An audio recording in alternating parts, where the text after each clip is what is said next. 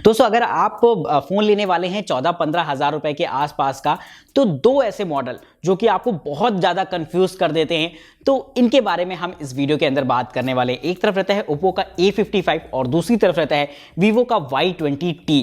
ये दोनों फ़ोन्स ऐसे होते हैं जो कि एक कन्फ्यूज़न का कारण बन जाते हैं जब भी आप जो है फ़ोन परचेज करने जाते हैं, क्योंकि इनके फीचर्स काफ़ी हद तक मिलते जुलते हैं और साथ ही इनकी कीमत भी एक जैसी रहती है। लेकिन कुछ बहुत से डिफरेंसेस भी हैं। क्या डिफरेंसेस हैं इस वीडियो के अंदर हम आपको बताने वाले हैं। ये फ़ोन्स मेरे को मिले हैं DKG मोबाइल्स की तरफ से, तो अगर आप परचेज करना चाहते हैं तो इनके लिंक्स आपको डिस्क्रिप्शन बॉक्स में देखने को मिल जाएंगे। साथ ही हमारे दोस्तों फेसबुक और इंस्टाग्राम को भी फॉलो करिएगा ताकि इसी तरीके की वीडियोस आपको वहां पर भी मिलती रहे। चलिए दोस्तों फटाफट कंपेयर कराते हैं इन दोनों ही बॉक्सेस को और देखते हैं क्या खास रहेगा इन बॉक्सेस में आपके लिए।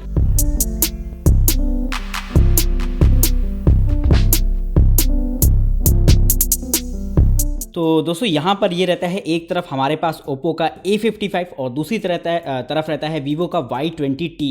तो नाम काफ़ी लंबा है, तो Y20 भी अगर बोल दूँ तो आप समझ जाइएगा कि बात इसी की हो रही है। तो फटाफट बॉक्सेस को ओपन करते हैं। बैक पर आपको कुछ बहुत सी बेसिक सी डिटेल दे रखी हैं, तो इनके बारे में हम लोग आगे जाकर बात करेंगे ही, तो वहाँ पर हम लोग देखेंगे। तो फटाफट बॉक्स को ओपन करते हैं, देखते हैं कि इस बॉक्स के अंदर आपके लिए क्या क्या रहता है। तो दोस्तों बॉक्स के अंदर ये सारी चीज़ें आपको मेन चीज़ें देखने को मिल जाती हैं। एक तरफ आपका ओप्पो रहता है और दूसरी तरफ आपका वीवो। और बात करें दोनों के चार्जर की, तो साइज़ वाइज तो दोनों में काफ़ी सारा डिफरेंसेस लग रहा है। आप देख सकते हैं एक थोड़ा सा भारी भरकम है, एक थोड़ा सा लाइट वेट है। लेकिन ओवरऑल अगर हम बात इनकी आउटपुट रेटिंग की करते हैं तो यहाँ पर आपको दोनों में ही 5 वोल्ट 2 एम्पियर और 9 वोल्ट 2 एम्पियर की आउटपुट रेटिंग दे रखी होती है। यानी कि दोनों ही आपके 18 वॉट के फास्ट चार्जर हो जाते हैं। बात अगर इनकी चार्जिंग केबल की करी जाती है तो यहाँ पर ओप्पो आपको Type-C केबल देता है, जबकि वीवो में यहाँ पर आपको माइक्रो USB केबल के दर्शन हो जाएंगे। यानी कि अंतर आना यहाँ पर शुरू हो जाता है इनके एसेसरीज में ही। बात अगर करते हैं, यहाँ पर दोनों में ही पेपर वर्क देखने को मिल जाता है, एक तरफ ओप्पो में और दूसरी तरफ वीवो में, जहाँ पर ये आप गौर कर सकते हैं कि दोनों में ही आपको सिम इजेक्टर पिन भी दे रखी होती है। बात अगर इनकी जो है केस कवर के बारे में करी जाए तो लगभग दोनों ही एक जैसे ही लग रहे हैं देखने में। क्वालिटी वाइज देखा जाए तो वो भी मुझे लगता है कि दोनों इक्वल ही रहते हैं। तो ये चीज़ अच्छी रहती है कि बॉक्स के अंदर आपको दोनों में ही केस कवर भी देखने को मिल जाते हैं। तो ये रहेंगे आपके फ़ोन, लेकिन इन्हें सेटअप करा लेते हैं पहले, सामान को साइड में करा लेते हैं, उसके बाद डिटेल से बात करते हैं इन दोनों ही फ़ोन्स के बारे में। तो दोस्तों यहाँ पर मैंने दोनों ही फ़ोन्स को सेटअप करा लिया है। आप सबसे पहले इनकी डिस्प्ले के बारे में देख पा रहे होंगे। बात अगर ओप्पो की करी जाए तो यहाँ पर आपको 6.51 इंचेस का और वीवो में भी 6.51 इंचेस का IPS LCD बेस्ड पैनल दे रखा होता है, जिसका रेजोल्यूशन दोनों में ही HD+ का होने वाला है और पिक्सल डेंसिटी भी आपकी दोनों में ही 270 पिक्सल पर इंचेस की रहेगी। यानी कि एक तरीके से आप कह सकते हैं काफ़ी हद तक यहाँ पर सिमिलैरिटी देखने को मिल गई है दोनों की डिस्प्ले क्वालिटी में। तो ये चीज़ कहीं ना कहीं रहती है कि आप देख भी पा रहे होंगे कि यहाँ पर जो डिस्प्ले का साइज़ रहता है वो लगभग एक जैसा ही रहता है, बल्कि आप लगभग क्या एक जैसा ही मानकर चल सकते हैं। हालांकि दोस्तों यहाँ पर अगर आप देखेंगे तो नीचे की तरफ हल्के से बेजल्स दोनों में ही देखने को मिलेंगे और थोड़ा सा डिफरेंस यहाँ पर इनके जो है स्क्रीन टू बॉडी रेशियो में आ जाता है, जहाँ पर ओप्पो आपको 82.6% का स्क्रीन टू बॉडी रेशियो देता है, वहीं वीवो आपको 81.6% का देता है। यानी कि 1% का डिफरेंस है, कोई बहुत बड़ा अंतर यहाँ पर भी देखा जाए तो नहीं रहेगा। तो ये चीज़ रहती है इनकी डिस्प्ले के बारे में। ऊपर की तरफ दोनों में ही आप देख सकते हैं कि सेल्फी कैमरा रहता है। ओप्पो में आपको पंच होल दे रखा होता है, वहीं वीवो में आपको वाटर ड्रॉप नॉच दे रखी होती है। और बात अगर ओप्पो की करी जाए तो यहाँ पर आपको 16 मेगापिक्सल का सेल्फी कैमरा देखने को मिलेगा और वीवो में ये आपका 8 मेगापिक्सल का रहता है। तो यहाँ पर आपको एक हल्का सा डिफरेंस देखने को मिल जाएगा। बात अगर इनकी साइड की करी जाती है तो दोनों में ही आपको साइड माउंटेड फिंगरप्रिंट स्कैनर देखने को मिल जाएंगे और वीवो में ये आपकी जो है वॉल्यूम बटन रहेगी, जो कि ओप्पो में यहाँ पर आपको दूसरी तरफ दे रखी होती है। साथ ही दूसरी तरफ यहाँ पर ओप्पो में आपको एक डेडिकेटेड सिम स्लॉट देखने को मिल जाएंगे, जो कि यहाँ वीवो में दूसरी तरफ रहते हैं। और ऊपर की तरफ अगर देखा जाए तो दोनों ही एकदम नीट एंड क्लीन रहेंगे। बात अगर नीचे की तरफ करी जाए तो ये लगभग अगर देखा जाए तो एकदम कॉमन सा मेन्यू रहता है, जहाँ पर आपको दोनों में ही ऑडियो जैक, माइक और स्पीकर्स देखने को मिल जाएंगे। लेकिन ओप्पो आपको Type-C ऑफर करता है, वहीं वीवो आपको जो है माइक्रो USB केबल ऑफर करता है। तो यहाँ पर आपको माइक्रो USB पोर्ट देखने को मिला है। तो ये चीज़ रहती है जो कि थोड़ा सा यहाँ पर एक तरीके से आप कह सकते हैं कि अंतर आ जाता है। बात अगर इनके लुक में करी जाए तो दोनों को ही आप ब्लैक कलर में देख सकते हैं, काफ़ी डिसेंट से नज़र आ रहे हैं ये दोनों ही फ़ोन। और इनके लुक में एक बड़ा अंतर है, यहाँ पर आपको मैट फिनिश दे रखा होता है ओप्पो में, जबकि वीवो आपको जो है ग्लॉसी टच ऑफर करता है और यहाँ पर एकदम आप देख सकते हैं हाई ग्लॉस आपको फिनिश दे रखा होता है। तो यहाँ पर आपको वीवो और ओप्पो की ब्रांडिंग देखने को मिल जाती है दोनों में ही नीचे की तरफ। और कैमरा सेटअप को देखा जाए तो दोनों के ही काफ़ी यूनिक से रहते हैं। अगर बात यहाँ पर ओप्पो की करते हैं तो यहाँ पर 50+2+2 मेगापिक्सल के ट्रिपल कैमराज रहेंगे, वहीं वीवो में ये आपके 13+2+2 मेगापिक्सल के रहेंगे, यानी कि बेसिक अंतर यहाँ पर कहीं ना कहीं इनके प्राइमरी सेंसर में आने वाला है। हालांकि दोनों से ही आप 1080 पिक्सल की वीडियो 30 FPS पर रिकॉर्ड कर सकते हैं। तो फटाफट चलते हैं एक बार फ़ोन के अंदर बात करते हैं कि भाई अंदर आपको क्या क्या दे रखा होता है। तो भाई ये रहेंगे हमारे दोनों फ़ोन, और भाई कहाँ गई इनकी सेटिंग्स, तो यहाँ पर इनकी सेटिंग्स को ओपन करते हैं और आप देख सकते हैं कि डिस्प्ले में बहुत हद तक इक्वालिटी आपको देखने को मिल जाती है। आपको ब्राइटनेस भी दोनों को लगभग एक जैसी ही फील होगी। हालांकि यहाँ पर अभी ब्राइटनेस मैंने थोड़ी सी कम करा के रखी है। और अबाउट फ़ोन सेक्शन में अगर हम जाएंगे तो यहाँ पर आपको काफ़ी सारी डिटेल्स देखने को मिल जाती हैं। तो यहाँ पर आपको डिवाइस नेम वगैरह की डिटेल वगैरह दे रखी है दोनों ही फ़ोन्स में। अगर हम बात इनके ऑपरेटिंग सिस्टम की करते हैं तो यहाँ पर ये दोनों ही आपके एंड्रॉइड 11 पर काम करते हैं, जो कि एक अच्छी बात है। यहाँ पर ये आपको एक तरीके की सिमिलैरिटी आप कह के चल सकते हैं कि यहाँ पर आपको देखने को मिल जाती है। बाकी अगर बात करते हैं तो बहुत सारी चीज़ें और भी हैं इन फ़ोन्स के बारे में। यहाँ पर अगर आप देखेंगे कि ये आपका ओप्पो कलर ओएस वर्जन पर काम करता है, वहीं आपको यहाँ पर वीवो में फन टच ओएस देखने को मिल जाएगा, जो कि कॉमन सी बात है। ब्रांड्स अलग अलग हैं तो इनके यूआई तो अलग अलग होने ही वाले हैं। और एक चीज़ मेरे को थोड़ा सा मेंशन करने वाली यहाँ पर लगती है कि यहाँ पर आपको जो है रैम के वेरिएंट्स देखे जाएँ तो ओप्पो में आपको काफ़ी सारे वेरिएंट्स देखने को मिल जाते हैं, 464, 4128 इस तरीके में, और 6128 का भी वर्जन देखने को मिल जाता है। वहीं वीवो में आपको जो है 6GB की रैम देखने को मिल जाती है, और साथ ही आप इसे 1GB तक एक्सटेंड भी कर सकते हैं। तो ये चीज़ मेरे को काफ़ी अच्छी लग जाती है इस फ़ोन की।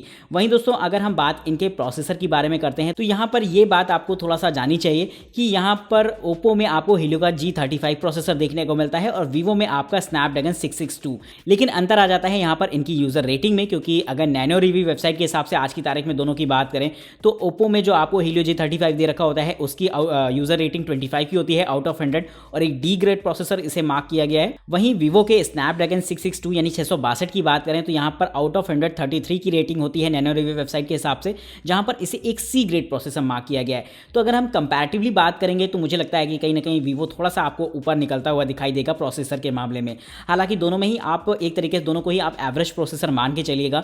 बहुत हाई फाई गेमिंग की उम्मीद आप इन दोनों से ही नहीं कर सकते हैं। बेसिक लेवल पर तो आप कर सकते हैं, लेकिन बहुत ज़्यादा हाई फाई गेमिंग यहाँ पर पॉसिबल नहीं रहेगी आपके लिए। तो भाई चलते हैं एक बार फटाफट कैमरे के बारे में भी बात कर लेना काफ़ी ज़रूरी हो जाता है, क्योंकि कैमरे में भी बहुत सारे ऑप्शंस देखने को मिलने वाले हैं।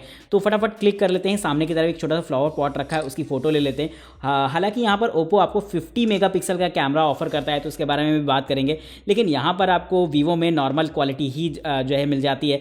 तो मुझे ऐसा लगता है कि दोनों की क्वालिटीज़ की अगर हम बात करते हैं तो यहाँ पर अगर आप देखेंगे दोनों के कलर्स को तो काफ़ी हद तक आपको इक्वल से दिखाई देंगे। हालांकि दोनों की ब्राइटनेस अभी काफ़ी कम है, लेकिन इसके बावजूद भी अगर आप देखेंगे तो दोनों में ही कमाल की शार्पनेस देखने को मिल जाएगी। आप ये चीज़ अगर गौर करेंगे तो मुझे ऐसा लगता है कि बहुत बेहतरीन क्वालिटी दोनों में ही देखने को मिलती है, और काफ़ी हद तक सिमिलरिटी है इन दोनों की ही इमेज क्वालिटी में। अभी हम सामने की तरफ छोटा सा बुक टाइप की रखी हुई है, उसकी फ़ोटो क्लिक कर लेते हैं फोकस कराकर। फिर बात करते हैं यहाँ पर 50 मेगापिक्सल का कैमरा कैसा परफॉर्मेंस दे रहा है यहाँ पर ओप्पो का। तो ये तो मैंने कर ली वीवो से, और यहाँ पर जाते हैं भाई इसे स्विच कर लेते हैं 50 मेगापिक्सल पर। उसके बाद बात करेंगे कि इसकी परफॉर्मेंस कैसी है। तो भाई ये दोनों से फ़ोटोज़ क्लिक कर ली हैं मैंने, और अब यहाँ पर अगर आप देखेंगे जूम करा कर कि भाई किसकी क्वालिटी ज़्यादा अच्छी रहती है, तो भाई मैंने यहाँ पर जूम करा दिया है दोनों को ही। और आप एक चीज़ देख पा रहे होंगे कि 50 मेगापिक्सल के होने के बावजूद भी यहाँ पर ओप्पो की परफॉर्मेंस हल्की सी मेरे को थोड़ा सा एवरेज टाइप लगी है। वहीं वीवो को आप एक लिमिटेड ही जूम करा सकते हैं, लेकिन आपको बुक्स के फॉन्ट्स वगैरह जो है एकदम क्लियरली दिखाई दे रहे होंगे, यानी कि इमेज की शार्पनेस बहुत ज़बरदस्त है। हालांकि ओप्पो आपका एक तरीके से जूम बहुत अच्छा कर रहा है, इसमें कोई डाउट वाली बात नहीं है, लेकिन वीवो में भी आप देख सकते हैं कि जूम तो नहीं कर रहा है, लेकिन शार्पनेस आपको इस लेवल की मेंटेन कर रहा है कि आपको किसी भी तरीके की कोई दिक्कत नहीं आने वाली है। तो मुझे लगता है कि कहीं ना कहीं कैमरा में 50 मेगापिक्सल और 13 मेगापिक्सल का कंपटीशन होने के बावजूद भी वीवो थोड़ा सा मेरे को थोड़ा सा मतलब आप कह सकते हैं मेरे व्यूज़ हो सकते हैं, आप इसे डिनाई भी कर सकते हैं। आप ही मेरे को कमेंट करके बताइएगा कि आपको कैसे लगे, लेकिन मुझे थोड़ा सा वीवो ज़्यादा अच्छा लग रहा है।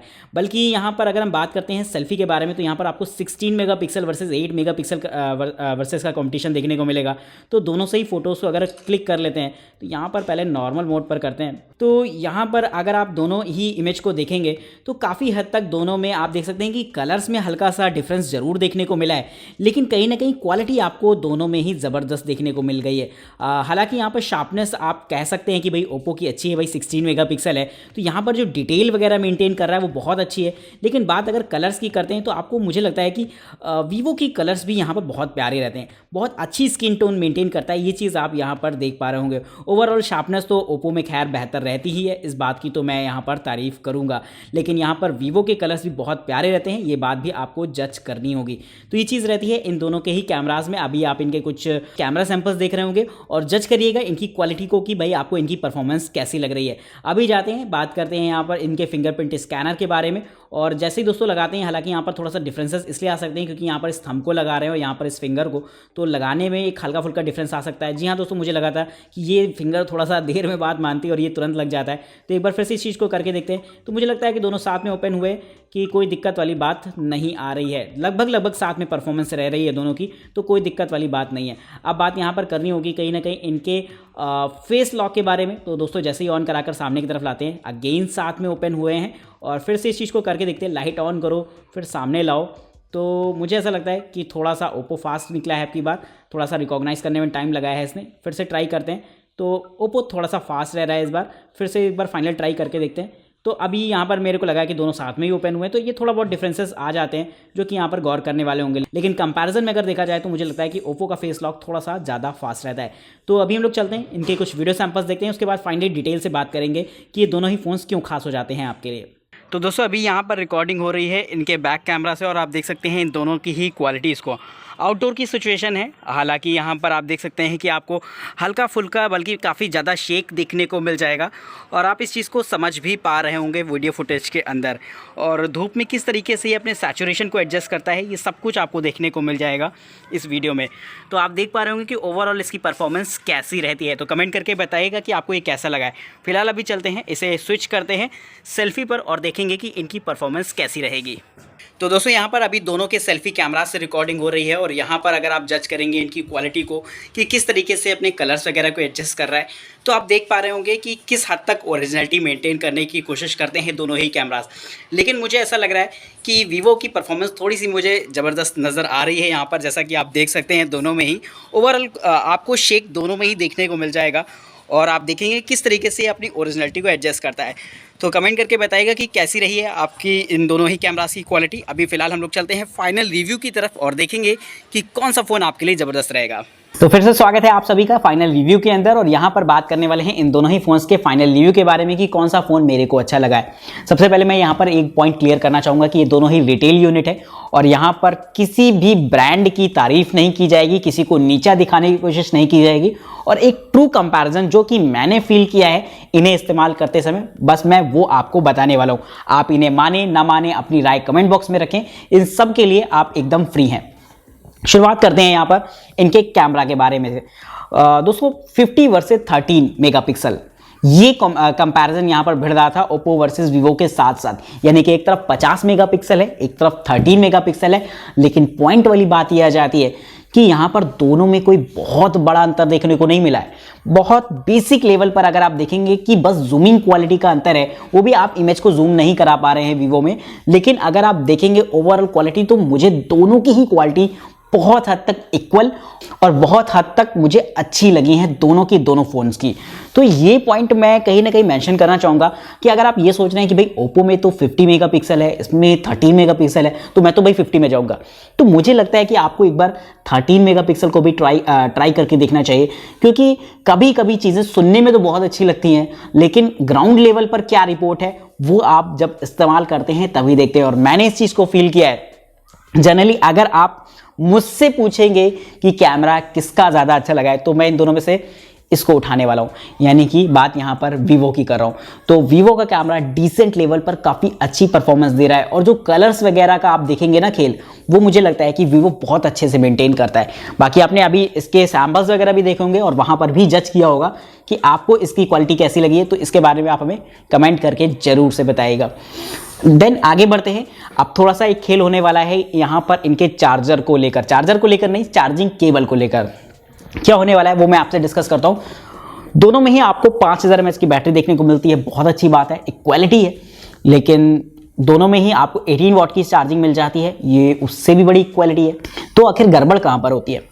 इसके लिए आप चलते हैं, अगर देखेंगे एक तरफ रहती है टाइप सी और दूसरी तरफ रहती है आपकी माइक्रो यूएसबी, यानी कि जो गड़बड़ देखने को मिली है वो यहाँ पर नीचे की तरफ देखने को मिली है, यानी कि type C versus micro USB हो जाता है। और मुझे आज की तारीख में लगता है वीवो को इस चीज़ पर ध्यान देना चाहिए कि टाइप सी ही फ्यूचर है, टाइप सी की ही डिमांड है और बहुत लोग टाइप सी ही प्रेफर कर रहे हैं। अगर आपके लिए मायने नहीं रखता है, आप माइक्रो यूएसबी इस्तेमाल कर रहे हैं और फिर इस फोन में अपग्रेड करना चाहते हैं वीवो में, तो आपके लिए बेटर है। लेकिन मुझे लगता है कि टाइप सी आपको प्रेफरेंस देनी चाहिए, क्योंकि टाइप सी मुझे लगता है कि काफ़ी हद तक मायने रखेगी। तो मुझे ऐसा लगता है कि बाकी चार्जिंग वगैरह में तो कोई दिक्कत नहीं है, लेकिन टाइप सी और मिल जाती है वीवो में तो खैर कोई दिक्कत और भी ना होती। तो अब दोस्तों यहाँ पर बाकी हद तक सारी सिमिलरिटीज देखने को मिली है। डिस्प्ले देखेंगे तो यहाँ पर सुपर लेवल पर सिमिलरिटी है। एक चीज़ यहाँ पर थोड़ा सा अंतर रहता है जो कि यहाँ पर आ जाता है इनके लुक को लेकर। एक तरफ आपको हल्का सा मैट फिनिश है और दूसरा ग्लॉसी टच, तो ये चीज़ मेरे को लगती है कि थोड़ा सा अगर आपके लिए मायने रखती हो तो ठीक है। अदरवाइज ब्लैक कलर में दोनों ही फोन बड़ी डिसेंट से लगते हैं, और जब आप इस तरीके से कुछ लगाएंगे ना दोनों को, तो एक अलग लेवल की फील आने वाली है। कुछ नहीं, कोई दिक्कत नहीं, बहुत लाइट वेट है दोनों, और कॉम्पैक्ट सी ग्रिप भी बहुत अच्छी कर रहे हैं। वीवो तो खास तौर पर बहुत अच्छी ग्रिप कर रहा है, ये चीज़ मेरे को काफ़ी इंटरेस्टिंग भी लगी है। बाकी ओप्पो की बात करते हैं तो ओप्पो भी बेसिक लेवल पर बहुत अच्छा रहता है। ग्लॉसी तो यहाँ पर नहीं दे रखा है, लेकिन मैट फिनिश के साथ बहुत अच्छा लुक यहाँ पर मेंटेन करता है। बहुत क्लासी फ़ोन लगता है यहाँ पर ये ओप्पो भी। तो यहाँ पर ये दोनों ही फ़ोन्स के रिव्यू रहते हैं, जहाँ पर मैंने यूज़ करते समय जो चीज़ें फील करी है वो मैंने आपको बता दिया है। तो दोस्तों कमेंट करके बताइएगा कि आपको ये दोनों फोन्स कैसे लगे हैं। साथ ही अगर आपको कोई पॉइंट यहाँ पर फील हो रहा हो कि हाँ ये डिफरेंस थोड़ा सा होना चाहिए, आपको डिस्कस करना चाहिए, तो वो भी आप मेरे को बता सकते हैं। साथ ही अगर आप इनकी अनबॉक्सिंग देखना चाहते हैं या फिर इन्हें परचेज करना चाहते हैं तो उनके लिंक्स आपको डिस्क्रिप्शन बॉक्स में देखने को मिल जाएंगे। आज की इस वीडियो में इतना ही, तब तक नमस्कार दोस्तों, जय हिंद, वंदे मातरम।